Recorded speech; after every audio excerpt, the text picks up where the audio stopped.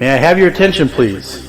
Worship will be starting in 1 minute. Please take this opportunity to prepare your hearts for worship and to be seated. And don't forget to put your cell phones on silent.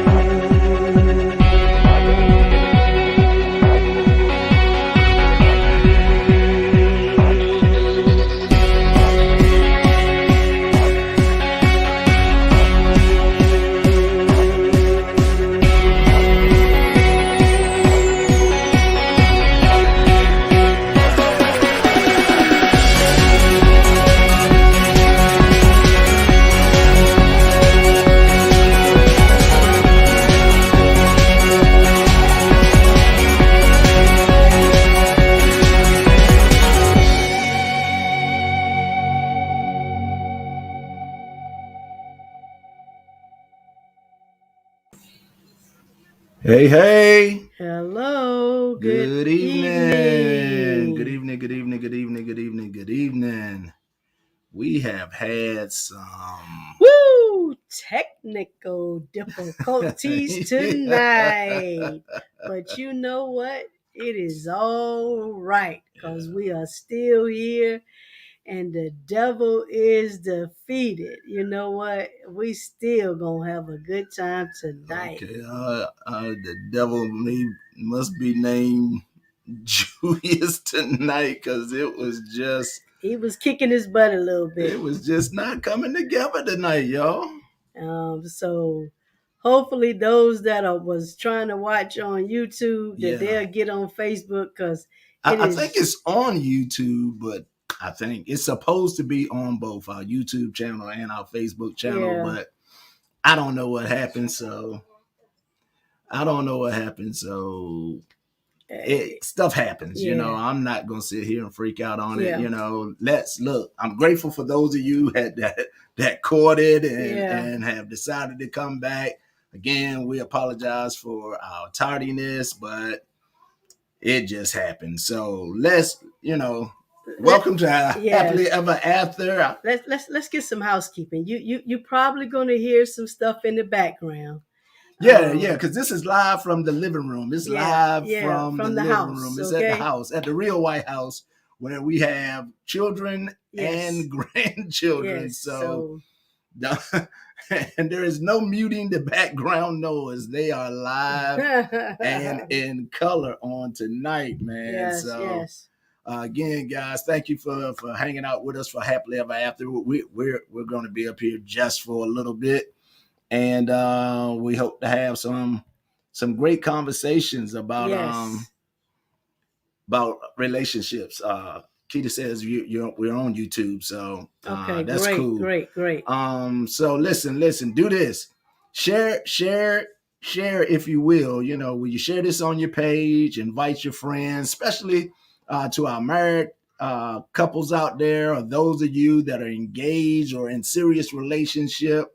And just thinking about being married, or just thinking about doing your relationship better. I think tonight we're going to have a good conversation, and it's about a subject matter that I get a lot when we're doing our counseling. This kind of comes up a lot. So hopefully it'll be informative and engaging for you guys on tonight. So let's do some stuff here. So Pastor Joe, don't get me. Listen, I want to invite you guys to connect with us here at Community Christian Center. Hey, girl, how you doing? Bring my grandsons with the ears. Bring them nephews and grandsons so I can pull on their ears. Look, for those of you who don't know about us here at Community Christian Center, man, we are a church after God's own heart. We love people. We love our vision to be changing people with the love of God and living out our motto, which is life is better when we do it together. So listen, guys, we would love you to connect with us, and it's real simple. You can connect with us by simply texting the word welcome. Text the word welcome to 804-925-1466. Again, text the word welcome to 804-925-1466. When you do, you're going to get a Connect card, and it's going to ask you for 3 simple pieces of information, but they're relevant to us being able to connect. So it's going to ask you for your name. It's going to ask for a cell phone number. It's going to ask for your email address. Now, here's our promise from us to you is that we won't inundate your text messaging or your email with unnecessaries. So you don't have to worry about getting a whole bunch of spam messages from us. But we will take the opportunity to share the ministry of Community Christian Center with you and your family. So we would love to get connected. We would love to do life better together. And we want to take the opportunity to invite you and your family to visit us Sunday mornings live on campus at 2213 National Street in Henrico, Virginia, 23231. We're still socially distancing. We're still wearing our masks. We're still taking precautions. And if you're not comfortable yet, you can always catch us via our social media feeds. You can catch us on YouTube and Facebook. The keyword is 3C Ministry RVA. That's 3C Ministry RVA. So if you drop that in the search line, it'll bring you right up to either our Facebook page, our YouTube page, and actually our Instagram page. So you can catch us there. But Sunday morning worship is on YouTube and Facebook at this time. Yep. Instagram, we trying to get to y'all. We working on it. All right. So, hey guys, again, thank you for connecting. Thank you for hanging out. Again, our big ask on tonight is that you share. So listen, before we get into the conversation, y'all got to give me some feedback on these Pastor K shades, man. Come on. I'm looking and I'm trying not to just bust out laughing because she in her cool mood, her cool mom mode on tonight. So will y'all please give her some thumbs up, some thumbs down, some hearts, some whatever. What do y'all think about the shades on tonight, man? Or no, they're not. Oh, yeah. Are they shades? No, they're just glasses. They just glasses. They're just glasses. So look, guys, come on. Y'all gotta give us. Y'all gotta give some feedback. They give me some thumbs up. Really? They just glasses. They just glasses. Y'all are so fake, man. Y'all are fake. Thank you. Y'all are fake. Hey, watch me Sunday. Watch me Sunday. She'll be trying to stunt with these shades. Nicole Fields, wherever you are, Convo with Nikki, I blame this all on you. Watch me Sunday. This is you. So listen, guys. I want to get into this, right? I want to get into it for the sake of time. I want us to try to stay on time. I don't want our technical difficulties to become your problem. So I want to kind of just go ahead and just get into the conversation for tonight. And the conversation that I had, and it came up, like I said, it comes up often in our marriage sessions, is the thing about friends and friendships when you get married. So all of us have built other relationships, other friendships, and we bring those friendships into our marriage. So some of the big questions is, how do we integrate those? How do we handle them? The space and the role that our friends play now that we are married versus when we were single, So it's amazing because when you get married, it is, you know, the Bible says, and the two shall become one. And I think one aspect that we don't think about that is in our friendship, our previous friendships that we don't want to lose, that we treasure and we value. But now we got to figure out how do we integrate those into our marriage. So I want to talk about, I have some 4 keys or 4 tips on how to integrate those friendships, or if they should be integrated into your marriage. So tonight, this is what we're going to do. We're going to talk about 4 tips for choosing wise friendships in your marriage. So again, we're talking about 4 tips for choosing wise friendships for your marriage. So Pastor K, do you have any pre-talk before we get into the sharing of these 4 tips? Do you have anything you want to say? Now, guys, listen, we wanted this to be a conversation. So if you're married and you got thoughts and ideas, please share them. This is our forum. You may have something totally different or a totally different perspective than Pastor Karen and myself, but it may be beneficial to those that are watching to help them succeed in marriage or their relationship, because that's what this forum is all about, is how to do marriage better together. So yeah, just definitely let's engage, because our last conversation last month was awesome. We had some awesome, and people was like engaging really well last month. So but yeah, let's get into it, Pastor. YouTube. Okay. Let's get into it. All right. So there we go. So here, friendship is a gift. We need our friends, and that need doesn't come to an end when we get married. Here you'll find some tips for choosing wise friendships that will enrich your marriage, as well as balancing the intimacy in your marriage with the important friendships in your lives. So I think that really helps us with the gist of what we're trying to do. We're trying to figure out how to blend these. Mm-hmm. So let me ask you, before we get into the tips, what did you do with the friendships that you had before we got married? What did I do with the friendships? Yeah. So now I know some of our friends were mutual, but not all of them. Some of them were your friends that wasn't married, or it didn't matter if they were married or not. What was the balance? What did you do to maintain your friendship with them, but also to try to integrate those friendships into our marriage?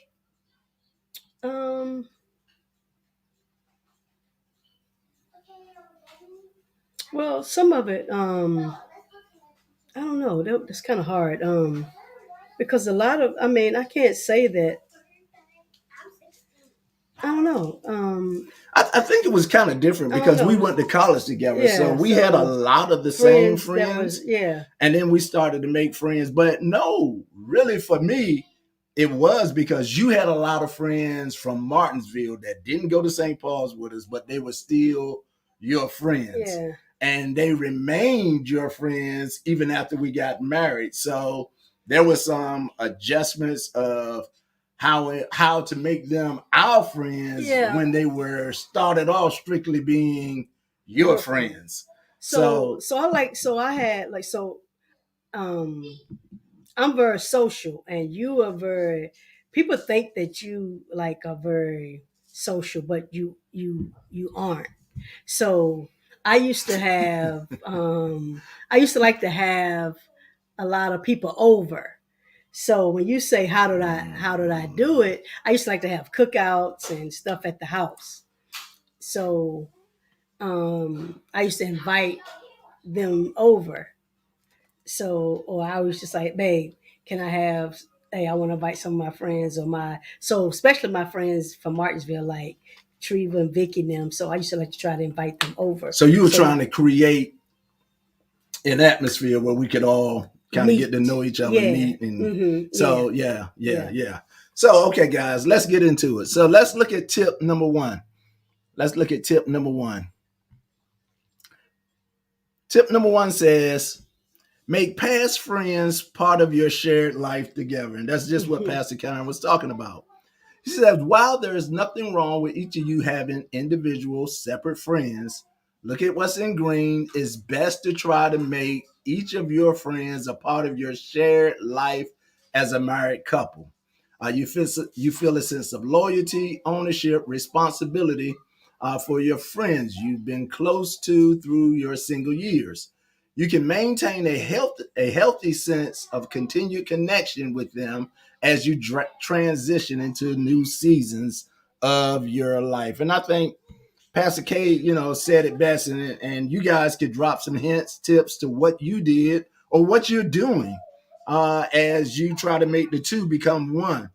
But yeah, I remember Pastor K wanted to have people over every weekend, felt like, and she wanted to grill something, cook something, and she didn't cook or grill, so that meant that's a conversation for another day. But no, I get the gist of what she was doing was trying to create this atmosphere where I could bond with some of her friends, and for some of them it worked well. I became very good friends with some of her friends, and then there were others that it did not work too well with, and then I kept my distance. We love sports, so that was good. And then wherever we lived, we had a pool, so we had pool parties. Remember, especially out at Townhouse. Yeah, we had pool parties. So is it Townhouse? Wood Post. Wood Post. We had the pool party. So so cool. And guys, that's what you do. There, I get this a lot. We get it a lot in marriage counseling. What do I do with his friends? What if I don't like all of his friends?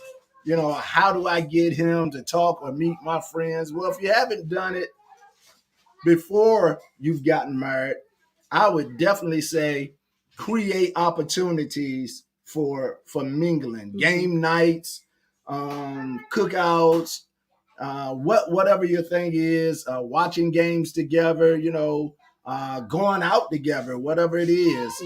But you try to create those environments that allow people to get to know each other, that his friends can become at least your associates, that you feel comfortable with him being with those individuals. And the same for her. Her girlfriends don't have to become your sister friends or, your buddy. But hopefully you're able to create at least a healthy association. So if your spouse is out with those individuals, you feel that your spouse is in a safe place. And nobody's trying to influence anyone to do anything that would be detrimental to your relationship. So tip number 1, again, says try to create an atmosphere where a merging, a blending can take place, and you can create shared friendships. Okay, cool. Tip number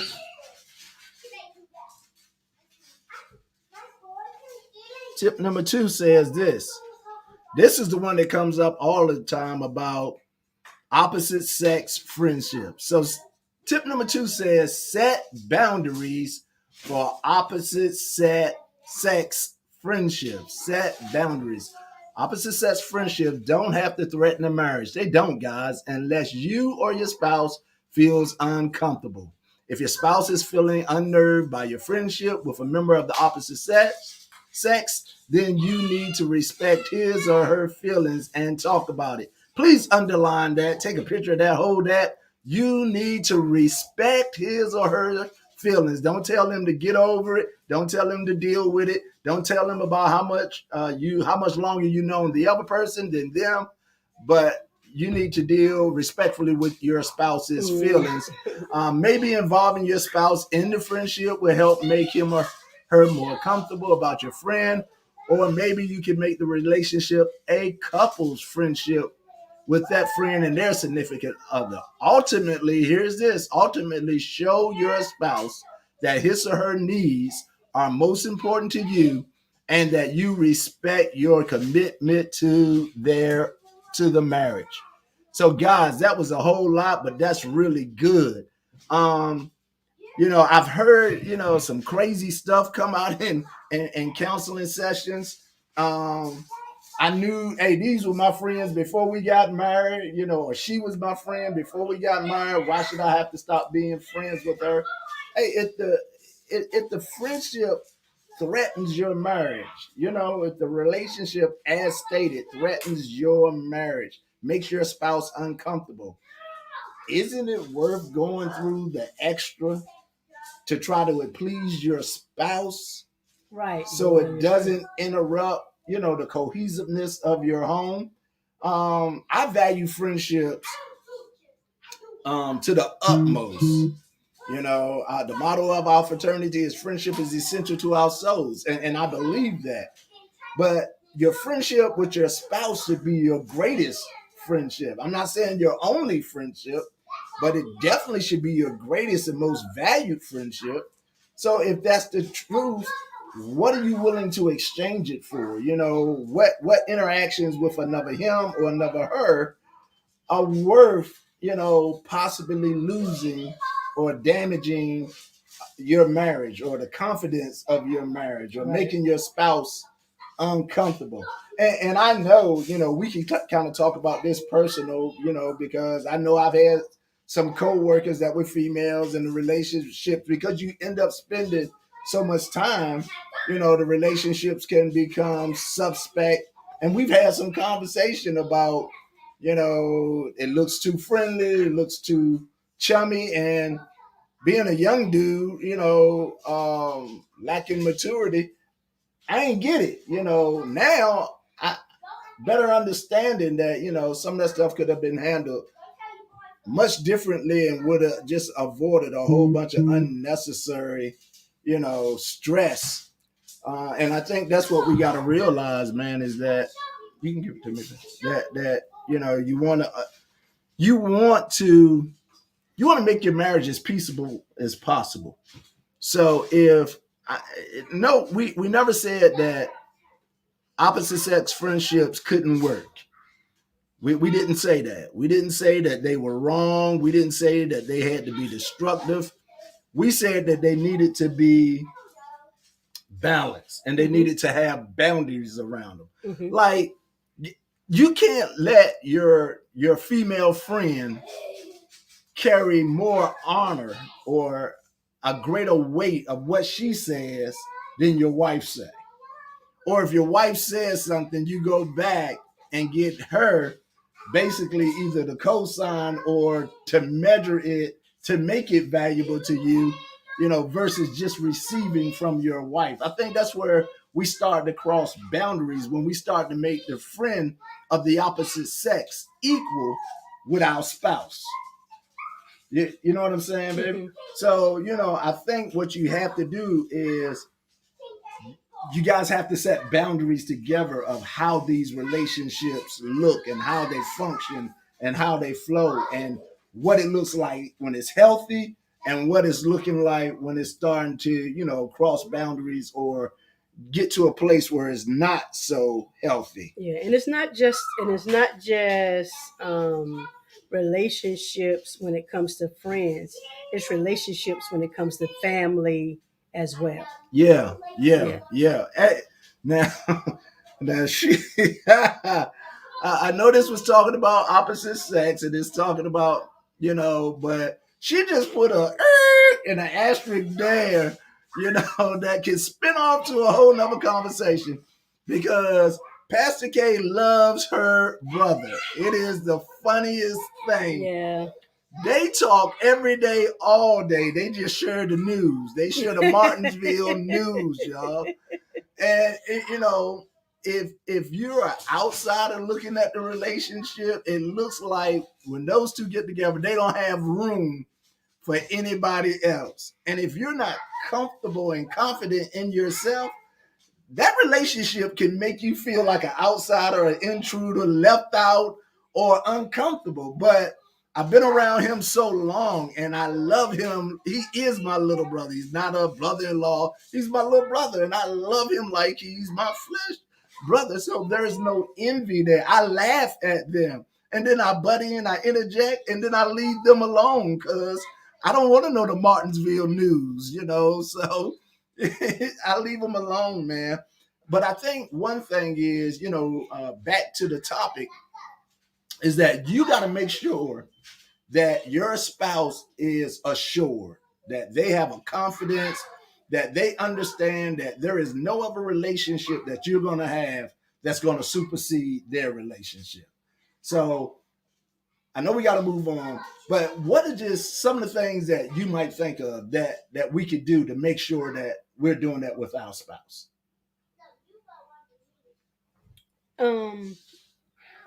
Like if that happens, then like, so I'll finish up a conversation in a car before I come in the house. Or if, so you're talking to me in your car, is that what you're telling me? It's not just a man. No, we talking about opposite sex friendships. So are you telling me that you sitting out in that car all that time talking to men? Sometimes I might talk to a male. Hold on, y'all. If the screen go blank, just hold on. She come back and the glass is cricket. No, go ahead, baby. Yeah. So to respect. So I finish up a conversation in the car. So when I get in the house, all of my attention is to my husband, right, or whatever. That's cool. Or if I'm on a conversation, say in the room, in my bedroom, and my husband is not there. Not that I'm hiding anything, but because all of my friends know how I am. Suspect, but I be like, okay, well, y'all know my boo is in the room, so whatever we doing, I have to finish this up at another time, tomorrow, whatever, because hey, my king just walked in, or whatever. So those are some great tips. You can honor your spouse first by either not bringing the conversation in. Mm-hmm. That's great. Or once your spouse comes home and it's time for you to spend, or once your spouse enters into the picture and they need your time or attention, then you end that. One of the things that I think you could do to eliminate a lot of suspicion is, when the phone call comes and you're in the presence of your spouse, don't leave their presence. If this is just a friend and it's, friendly conversation, and my phone was on speakerphone, I shouldn't have to take my phone off a speaker, or I shouldn't have to excuse myself out of the room. That when you start doing things like that, or if you ask who is it, like, like if it's just a friend and she asks, or he asks, who is it? Why is it hard? Even though, in our house, I just like, you talking to your brother. So. But you be like, what? And he be trying to be funny. Like, what? Girl, talking to my girlfriend. Okay, well, tell her I say, hey. So. That's because we old and don't nobody else want us. But no, seriously.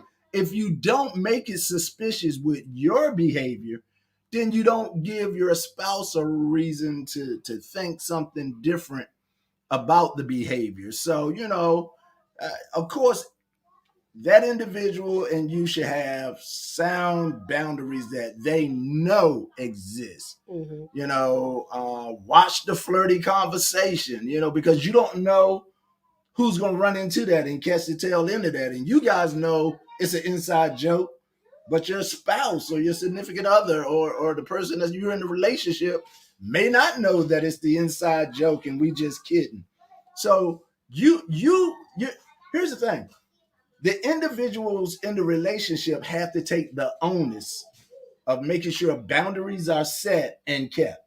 It is not on my spouse to make sure those boundaries are set and kept. It's on me. So if I got a female friend that I want to stay friends with, it's on me to set those boundaries to ensure that my spouse knows that there is nothing that they need to be concerned about concerning this relationship. It is not on the other individual. It's on me. And I have to own that. And I have to cover and protect my spouse because what I don't want to lose is their confidence and their trust. What I don't want to lose is the integrity where they can take my word. Mm-hmm. Because if you lose integrity with your spouse in one area, sooner or later it starts to erode in every area. So, Yeah, especially when you have already had some issues, Yeah, previously or yeah, whatever. yeah, So yeah. So, yeah. Again, hey John, hey Ariel, if you guys, if you have anything to add, please, we're watching the chat. Please feel free to join in this conversation. Again, tonight we're just sharing on some healthy tips of how to have wise friendships integrated into your marriage. So we talked about two. The first one we said was, if you got separate friends, figure out how to integrate. The second tip was, make sure you got healthy boundaries set with your opposite sex friends. Okay. So I think we're on number 3. And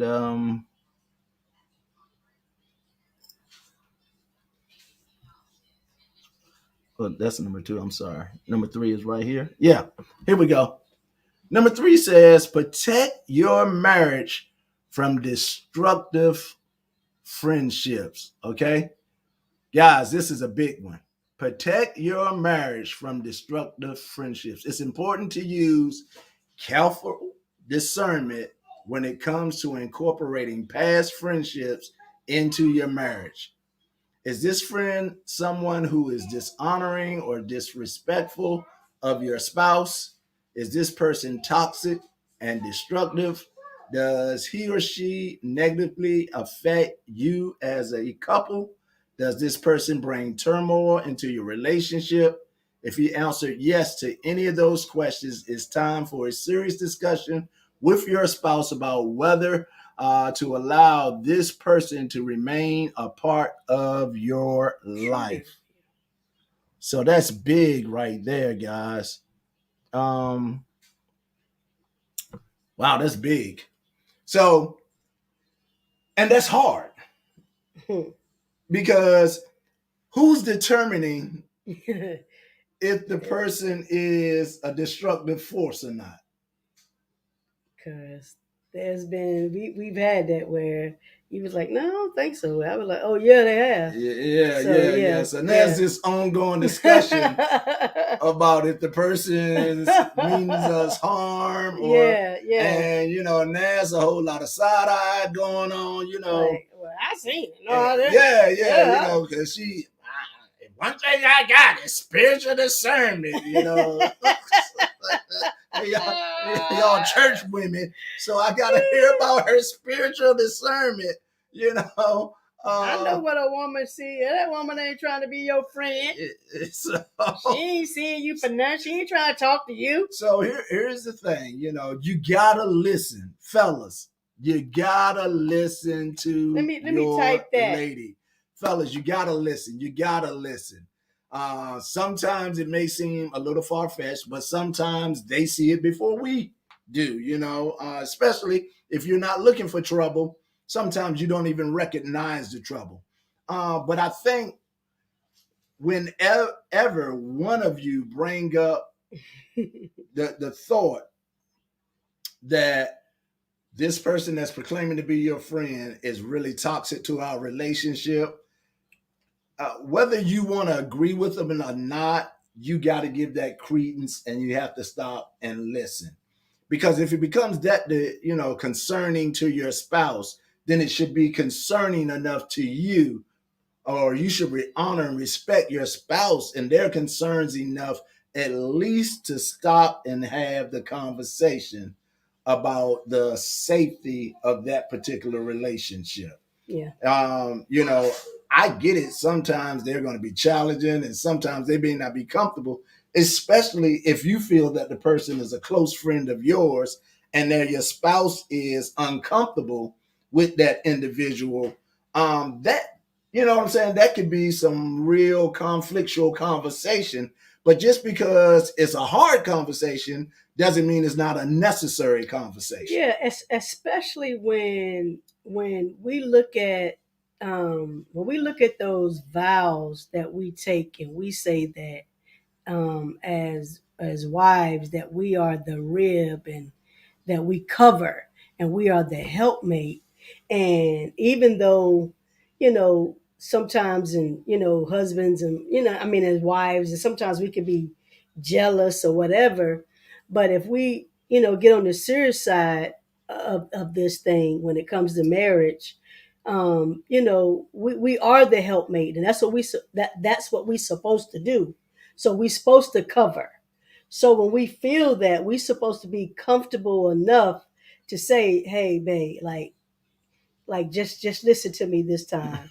Like just be careful. And I think again, you build that comfortability with each other, and you build that in your relationship. Yeah.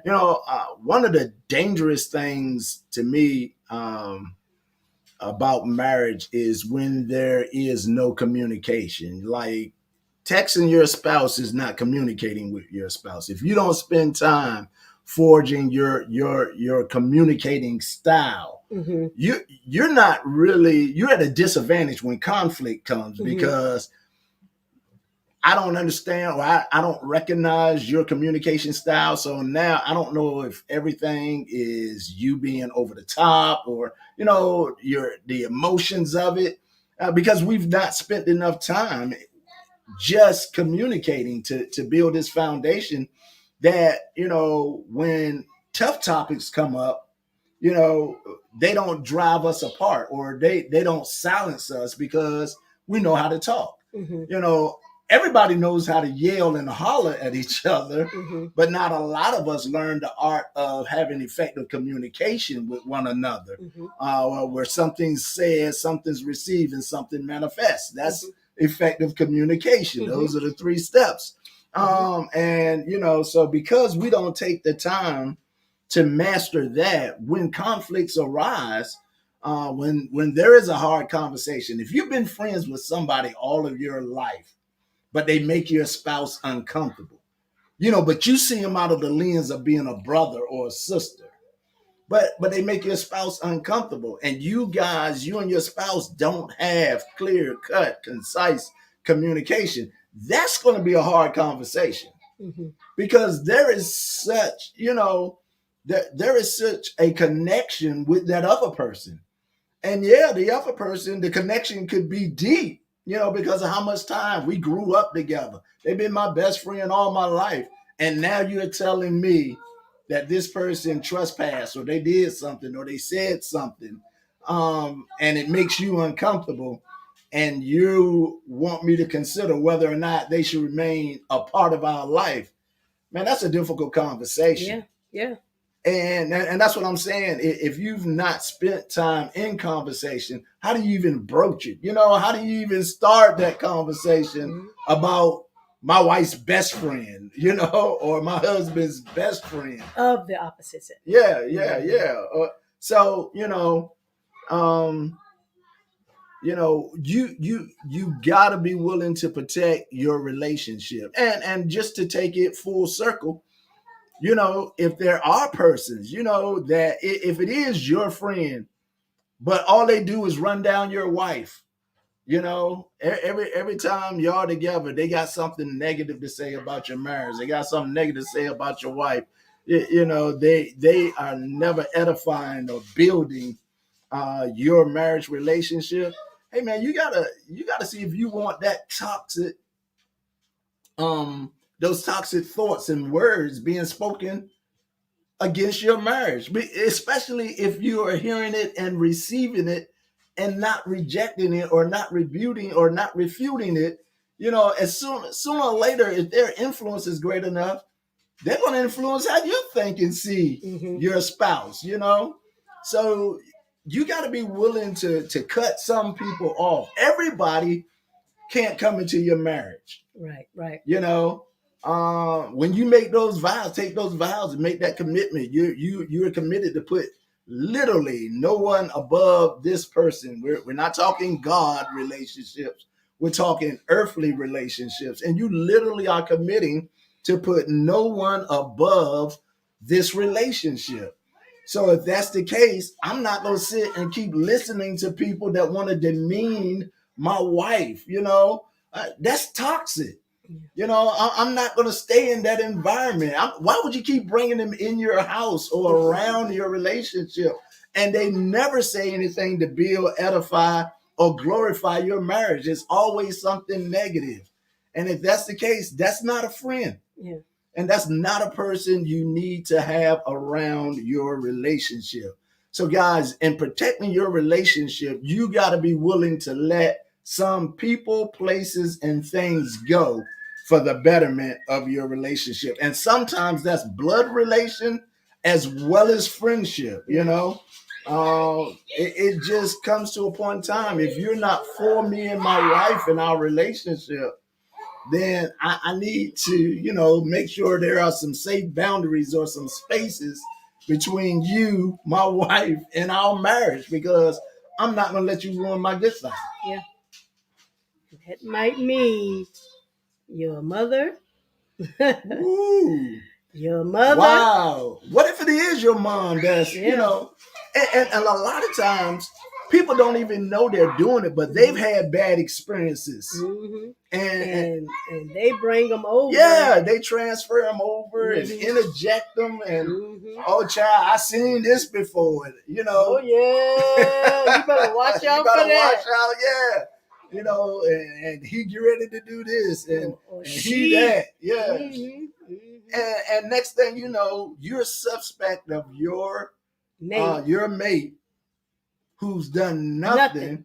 Nothing, absolutely nothing. And watch this, and you literally didn't have a question anytime before, except you start listening to this person, and they start planting these negative seeds in your relationship. And then you start talking about, that's my mama. I ain't going to. My mama knows best. I ain't going against my mama now. That's my mama. And then your wife can't do, or you can't do what your mama do. What are y'all? But you know, the vow says forsaking all others. All others. And you know, that didn't come with a clause. So I think it is, you know, it's pretty challenging at times to protect your marriage. But I think it's the responsibilities of the individual in the marriage, you know, to take the same approach to how do we protect our marriage? How do we assure that, you know, we're not allowing other individuals to plant negative seeds in our marriage that's going to cause us, interruptions to our relationship, just simply because we allow their negative influence to come in. Right. So I think that's a big one. The same, you know, having opposite sex friends is a big conversation. You got to have that one. And then this thing, you know, being able to tell your spouse that I don't think one of your friends means us well. And, you know, your significant other, your mate in the marriage or the relationship, not become super offended to the point where you guys can't have the conversation. So, right. You know, I think, you know, that's why you start looking at your friends, you know, even when you start getting married, you start looking at your friends together, you start bringing them together to determine, you know, again, what role are they going to play in our relationship as we move forward as husband and wife, you know. I'll say this, and I don't even know if this goes right here, but, you know, all the time when I'm talking to guys and we're in this counseling, one of my warnings to the guys is this: listen, you've been single all of your life. You're now transitioning into being a married man and a husband. It's very hard to maintain your single friends as your best friends or as your confidants, where you're going to share information about your marriage with, and you know what I'm saying, and possibly get the best advice. What do they know about being married? So when you go to your single friends looking for marital advice, my first question is, what do they know about being married? They're not married. You know, either they were married and they got divorced, so they still not married, or they've never been married. And it's kind of hard for your best friend, the person that you're going to spend a lot of time with, to be single and you're married. The responsibilities are totally different. Where they can go, what they can do, and how they can do it is totally different to your mindset now. And now that you're in this new lifestyle, you need a mentor to help you to become successful in the new lifestyle that you're living in. So, I often warn men and women, listen, cool, I'm not telling you to abandon your single friends, but I'm not telling you that's the best place to go get marital advice is your single friends that know nothing about being married. So you may want to, gravitate towards getting you some mentors, a seasoned couple in your life that, can expose you to some different things, help talk you through some different things. But I just find that somebody's going to influence somebody. And you got to think about it. If you hit a rough patch, and early in marriage, we often hit rough patches. If you hit a rough patch, you go hang out with your single friends and they're doing what single guys do. Are you strong enough to resist that temptation of acting single, when things are not well at home and here's an opportunity right here? So, you got to protect your own integrity also. So maybe that's not the best thing for you, and again, I'm not telling you to abandon your friends. I'm just telling you sometimes you have to marginalize those friendships. And I'm definitely telling you that it's challenging to go to those guys thinking they're going to give you the greatest marriage advice when they've never been married. Okay, so we got 3 tips in. Again, thank you guys for hanging out. Let's get to tip number 4. And tip number 4 says, cultivate couples relationships. It says, cultivate couple relationship. Having a shared circle of friends is a source of happiness for married couples. You can expand your social horizon. Where'd it go? It went away. I'm not sure. Where were we at? You can expand your social horizons of your marriage by building intentional friendships with another God-honoring couple. Mentoring occurs when you watch another marriage play out in front of you. Friendships are built on having things in common. So connect yourself with groups that include peers who are walking through similar life circumstances to yours. Maybe they're in same seasons of life as you are, or maybe you have shared interests. So cultivate couple relationships. And I think we kind of talked about this a little bit. Is that things like find groups like Happily Ever After. Hey, that's a pretty good pitch right there. Get connected with mentoring groups like Happily Ever After. If you're not a partner of our church, we still invite you to connect with Happily Ever After. And we try to do things that build, edify your marriage. At all of our live events, there's food being shared. Talk about the night of romance. There's food being shared. There's an open conversation. There's honest conversation. And it's not just Pastor Karen. It's a free share for everybody in the room. We set, at the head of this group and lead this group, but we don't think we're the know-it-all or the be-all. We just try to share 32 years plus experience of marriage, and we're very open with the very, very lean years as well as what has been some very, very fruitful years. And we just try to be transparent with it, that others can learn from our mistakes or might even avoid some of the mistakes and miscues that she and I have stepped through. So we definitely invite you to connect with our group. Matter of fact, you can connect right now by simply texting the word happy. Text the word happy to 804-925-1466. Complete the connect card. You'll know when all of our on-campus events are taking place. And we are really, really, I like this virtual thing, but I love when we're in the group with our couples, and that interaction is so private and is so intimate. You know, we can't have every discussion here that we sometimes have when we're sitting in that group space. And man, we're excited. We've we pimped out our building, so we are literally ready to get back on campus and start hosting this event live. And you know, one of the major kickoffs for the return of this event, Happily Ever After Live and in person, will kick off in February 2022. Yeah, when we come back with our Night of Romance. And man, if you didn't attend Night of Romance in, what was it, 2019? Yeah, 2019. Man, you missed a great event.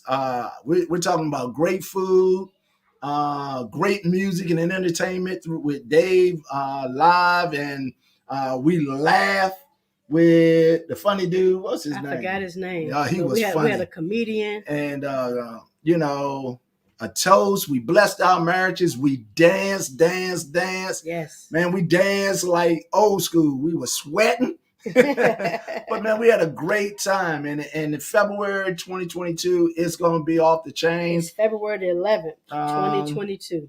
We got more space, 2 levels, great food, great entertainment. Man, we're just looking forward to it. We're looking forward to it, and we hope you guys will look forward to hanging out with us and enjoying that event. So, you know, stay tuned to hear more information about the Night of Romance live. That's again February the 11th in the year 2022. So guys, we hope you guys got something out of the 4 tips. We hope they spoke maybe to some of the stuff you're dealing with now, or at least gave you some tools to have some, maybe for some of you, some difficult conversations as you deal with integrating old friends into your new marriage, or dealing with the opposite sex friends, or dealing with friends that might not mean the best for you and your marriage. And then lastly, cultivating opportunities to create new friendships together. And again, I would tell everybody, find an accountability couple. If you're married, if you're in a serious relationship, you need an accountability couple. You need somebody that you give permission to call you on your crap and man, and you not be able to weasel your way out of it. Excuse me, but face up and deal with it. So if you don't do anything else, walk away with this saying, asking yourself or asking your spouse, who's our accountability couple? Who is it that we allowed to call us to the carpet, you know, to say, hey, you wrong, and you need to go and apologize to your spouse and get it right. That is not them, that's you. And we all need those individuals. Yes, we do. And yes, I do have accountability brothers that I allow to call me out. No, no, you have a person. I have a few of them. I mean, yeah, I'm just saying a couple. Oh, well, you know, the Freemans, our pastors are one couple that I'm just saying a couple, like that we have a couple outside of our pastors, most definitely. But. Yeah. So, and like I said, I definitely have accountability brothers that they don't let me, they hold you accountable, man. They hold you to the level of being a man and what real manhood is, and being a man. That was over here, one that was here tonight and one that was on her way, but she turned around. Men of integrity. So guys, thank you so much for hanging out with us on tonight. Thank you. Y'all still tripping because y'all told Pastor K that these glasses look good. Y'all know y'all wrong. And stop hating, bruh. I don't know what she talking about. She gonna pull out Sundays.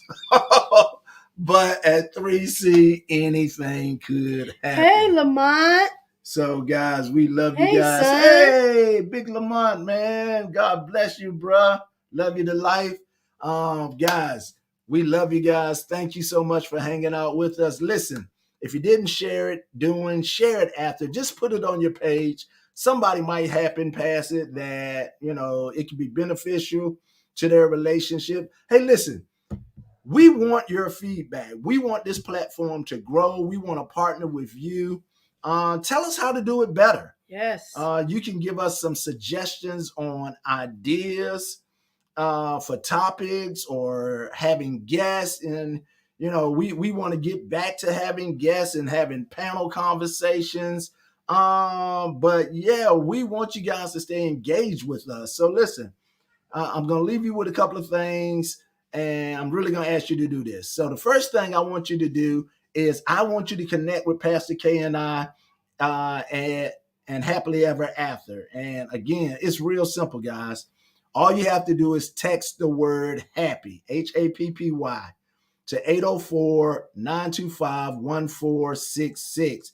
Please, please, please complete the card. Complete the Connect card. 3 pieces of information: name, cell phone number, and an email address. You're connected. You'll get information about everything we're doing for this small group, Happily Ever After, this marriage relationship group.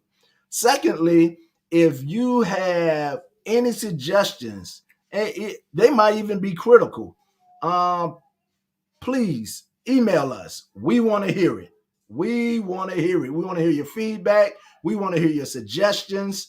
We want this to grow. We want this to be your platform where you guys are happy to be connected to. Mm-hmm. So take a moment and email us. The email address is real simple: your3cva@gmail.com. That's your, YOUR, 3cva@gmail.com. In the subject line, just put Happily Ever After, put happy, put HEA. We'll know what it's for. We'll get that. And man, we'll read every one of them. We'll take it to heart. We'll listen to what you're saying. We want to build an engaging platform that's beneficial to you in the relationship that you're in. So that's my spiel for tonight, guys. Again, thank you so much for hanging out. Don't forget, come see us Sunday mornings at 10:30, live and in person on our Henrico campus, 2213 National Street, Henrico, Virginia, 23231. Hey, guys, we love you with the love of the Lord. You guys have an awesome weekend. See you Sunday morning. Peace.